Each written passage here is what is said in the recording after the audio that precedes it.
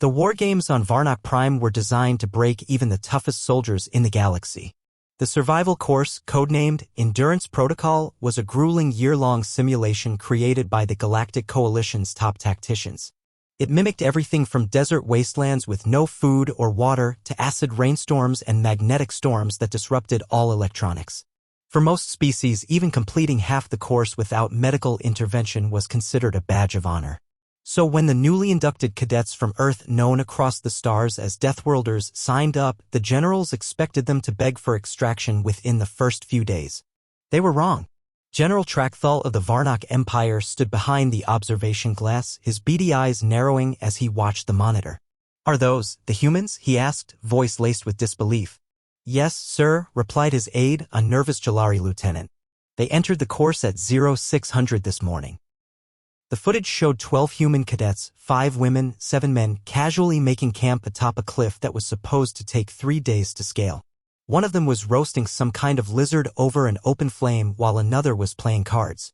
A third appeared to be napping. "Napping?" Trackthal barked. "They're relaxing in the middle of the blistering cliffs.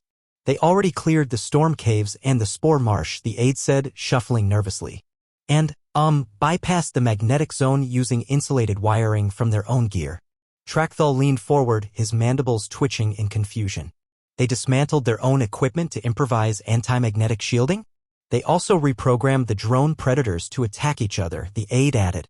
"By the void," muttered General Ulsharn of the Zalari Dominion, who had been watching silently. "This isn't a survival test to them. It's a field trip." Down in the jungle sector, Cadet Maria Ortega finished tying up a freshly caught razor's pine.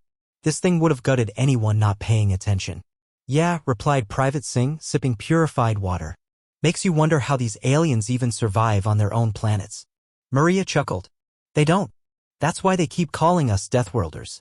You grow up with bear-sized wasps and molten storms in summer, this stuff feels like a vacation." Their comms crackled. "Cadet Ortega, report," came the voice of Colonel Briggs, the Earth Detachment Commander. "We've reached Sector Theta," she said, stretching her arms. "Obstacles neutralized. We'll be done by sundown." "Affirmative. The brass upstairs are watching. Try not to break their fragile egos." Maria grinned. "No promises." By nightfall, the humans had completed the last zone, the Ashen Wastes. A volcanic death trap designed to disorient soldiers through heat hallucinations and collapsing terrain.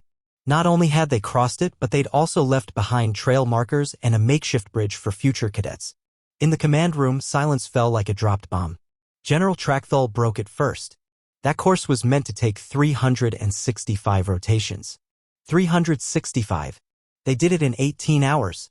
General Ulsharn hissed. They didn't even use full combat gear. That was standard issue. One of the younger alien analysts murmured, perhaps the term Deathworlder is not hyperbole. Trackthal spun to his counsel. "If these humans can do this with cadets, what do you think their veterans are capable of?